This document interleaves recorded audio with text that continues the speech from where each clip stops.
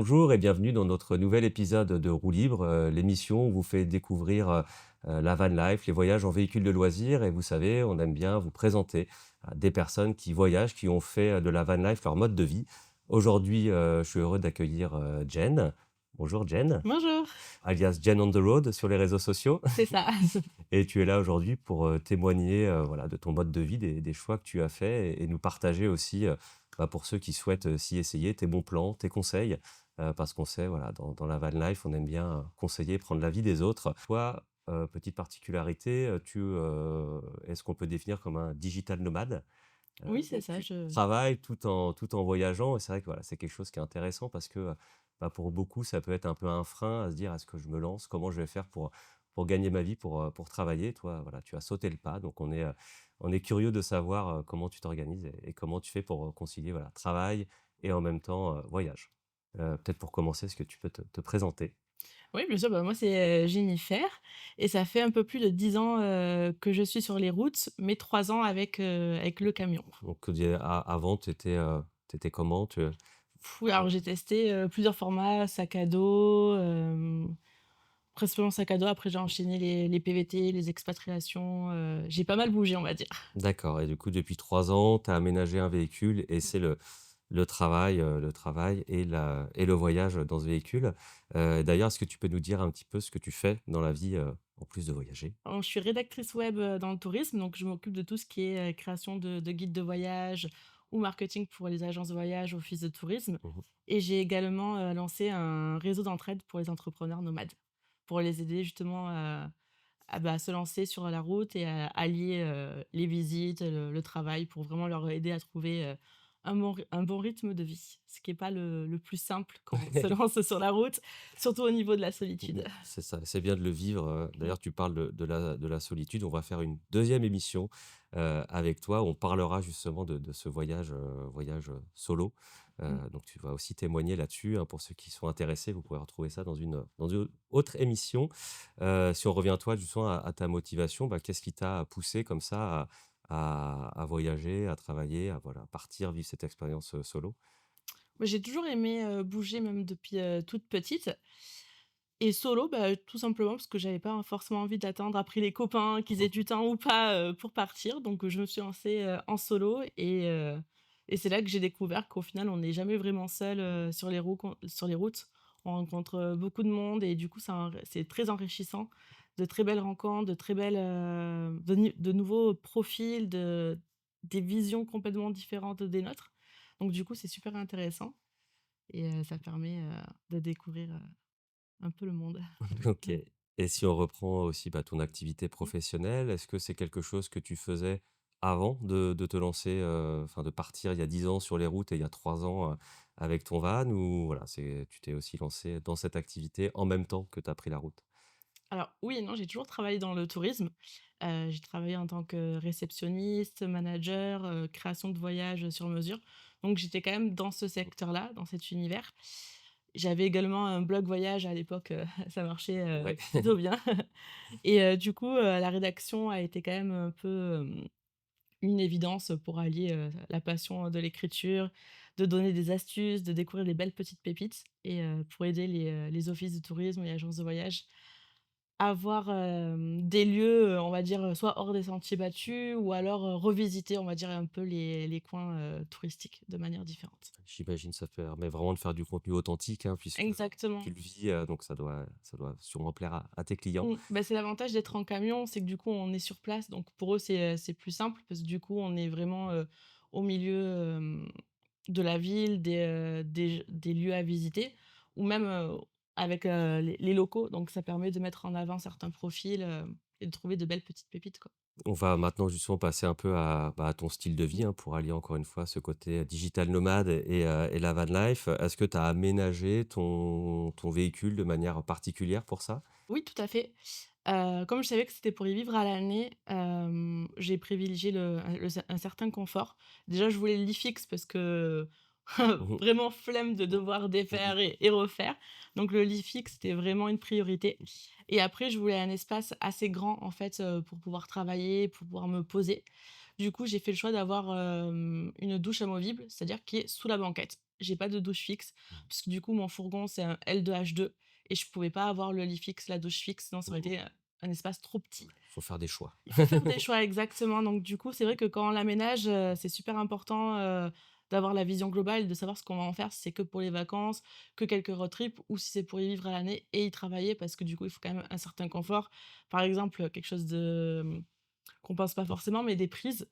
Par exemple, c'est bien d'avoir, les prises, pas très loin de la porte extérieure, comme ça, si on veut travailler dehors, ben, du coup, on peut quand même brancher l'ordinateur et Mmh mh. pouvoir, bosser, dehors. D'ailleurs, est-ce que tu as fait toi peut-être des modifications après, une fois que tu as vécu dedans ou non, tous tes choix que tu avais fait avant sont avérés les bons choix? Non, pas forcément, on est quand tu aménages ton premier er fourgon, dans tous les cas, après tu te dis: «Ah, j'aurais peut-être dû faire comme ci ou j'aurais peut-être dû faire comme ça» et puis l'aménagement est jamais réellement fini, tu Mmh rajoutes mh. toujours des choses, mais majoritairement, je suis quand même contente, de ce que j'ai Mmh. pu faire. Je dirais que la le seul inconvénient et si c'était à refaire, c'est que j'ai pas mis, toute la partie électricité, de niveau très accessible. C'est sous le lit, enfin Mmh. dans le coffre, mais tout au fond du coffre, donc ça, j'avoue que j'aurais dû le faire, plus accessible.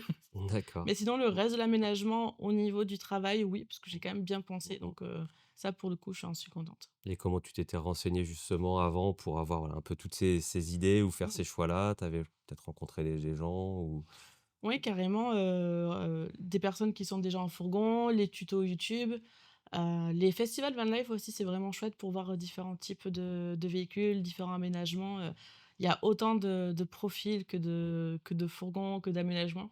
Du coup, on prend des idées d'un peu partout, on se dit: «Ah ça, c'est pas mal, ça, c'est pas mal, ça, c'est pas mal». Du coup, comme ça après voilà, on mûrit son projet. exactement. Après dans le quotidien, de ton travail, est-ce que tu as des conseils pour réussir vraiment à être productif, rester, voilà, concentré, faire vraiment peut-être une séparation en fait entre, bah, le travail et le voyage? Oui, carrément, c'est super important d'avoir une routine. C'est vrai qu'on n'y pense pas forcément, on se dit: «Ah bah non, c'est bon, maintenant je suis en fourgon, je suis sur les routes, pas besoin de routine», mais ça, c'est vraiment la pire erreur à faire. C'est vraiment important, de se caler une routine. Après, elle peut être flexible, hein, en fonction, des visites, en fonction de pas mal de choses, mais c'est quand même important d'en avoir une. Après, moi, ce que je recommande à chaque fois, c'est, d'en avoir différentes sortes. Par exemple, quand je suis en mode road trip et ben, je vais privilégier, par exemple, travailler 3 jours pleins et après visiter. Mais il y en a, ils vont préférer travailler que le matin et visiter l'après-midi. En fait, ça sert à rien de faire une méthode, il faut vraiment trouver la sienne.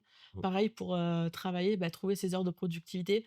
On va toujours te dire: «Ah, il faut te lever super tôt pour bosser». Moi, je travaille pas avant 10 heures le Mmh. matin, autant le soir je me coucherai pas, mais le matin, laissez-moi dormir. Mmh. Du coup, je sais que je suis productive entre, 10 et 14 heures, donc je vais faire les plus grosses parties, enfin, de mes missions entre ces horaires-là et après le reste du temps, je vais organiser, ma journée en fonction de ça. Donc vraiment se connaître en fait, c'est le plus important. Ouais, exactement. Et après au niveau un peu plus opérationnel, est-ce que tu changes de spot souvent ou quand tu es dans des phases un peu plus de travail, tu restes, longtemps à un même endroit? Oui, alors, généralement, j'aime bien rester plusieurs jours sur un spot. Après, si je suis un peu en mode road trip, ben, les 3 premiers jours où je vais, travailler, je vais rester sur le même spot. Mais généralement, je reste la semaine, au moins ça me permet de visiter un peu les environs et de travailler ou alors je vais rester plusieurs mois. C'est vraiment ça va être vraiment en fonction, de là où je suis, de ce que j'ai envie de faire comme type de voyage, en fait. Mais plusieurs mois, c'est sympa pour du coup, découvrir un peu la culture ou les locaux, enfin, c'est quand même plutôt, pas mal de rester OK. plusieurs mois à un moment. Ouais. Tu as un plan précis, justement, dire: «Tiens là, je vais rester plusieurs mois à cet endroit-là» ou c'est un peu aussi au feeling? Toujours au feeling. Je prévois jamais rien. OK et est-ce que aussi, dans tes multiples, on va dire, périples et endroits où tu es allé, tu as eu l'occasion de travailler depuis l'étranger ou tu es resté en France, tout le temps? Non, il y a que cette année et l'année dernière où je suis pratiquement en France. Sinon, j'étais majoritairement en Europe. D'accord et il y a des choses un peu à savoir? Est-ce que ça amène d'autres contraintes de faire, à travailler depuis l'étranger? Bah, si tu es en Europe, non, parce que du coup, il y a pas forcément de décalage horaire. C'est si tu vas hors Europe, là, c'est effectivement à prendre en compte par rapport à tes clients. Et sinon, juste avoir une bonne, connexion. Moi, généralement, si je prends une carte SIM locale. Au moins, je suis sûre d'avoir un internet illimité et de pouvoir, Mmh. bien bosser. Justement, bah, ça c'est hyper intéressant, ce sujet de la connexion, parce que Souvent, surtout, voilà, quand on est dans des métiers, comme le tien, on a besoin d'internet. Mmh. Je pense que sans internet, c'est compliqué de Ah travailler. oui. Et comment tu gères bien cette contrainte? Alors, tu as parlé, carte SIM pour la Mmh. connexion, mais il y a aussi, tout ce qui est autour de la réception ou autre. Comment tu as équipé ton véhicule pour ça? Alors, étonnamment, je n'ai rien équipé le il y a rien au niveau des équipements, je fais juste du partage de connexion avec le téléphone. Jusqu'à maintenant, ça a très bien marché mais étonnamment, en France, j'ai eu un peu plus de galères pour trouver une bonne, connexion, selon où je pouvais me trouver.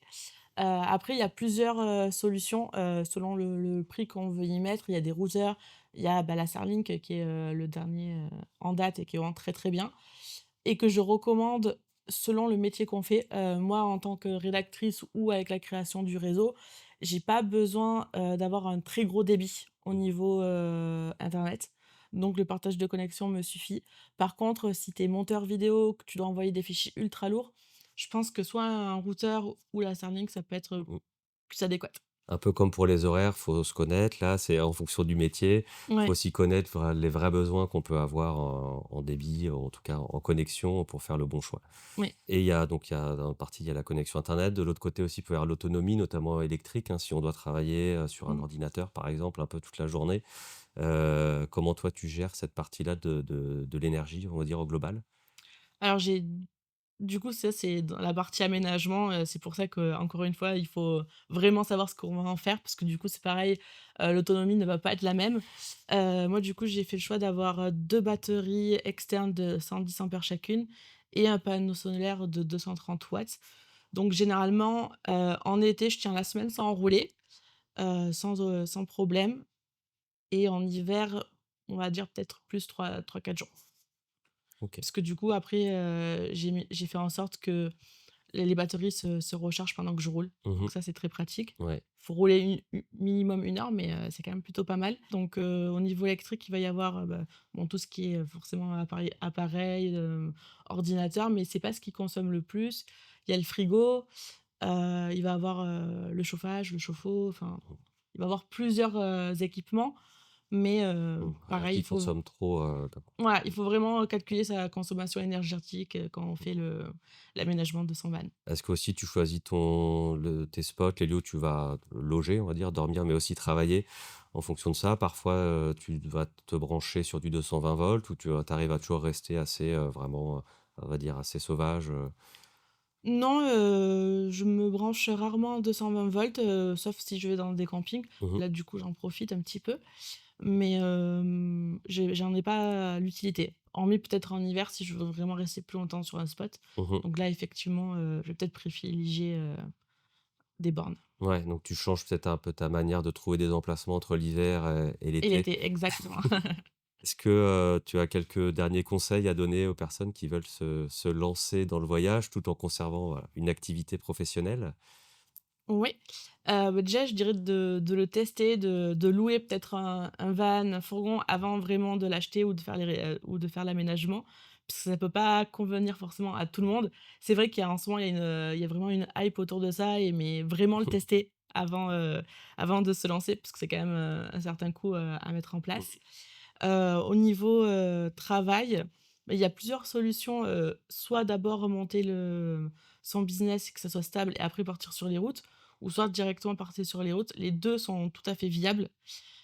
Par contre, la deuxième option, on va dire que ça va être plus long à mettre en place son business forcément, Mmh parce mh. que du coup, il y a plusieurs choses à gérer.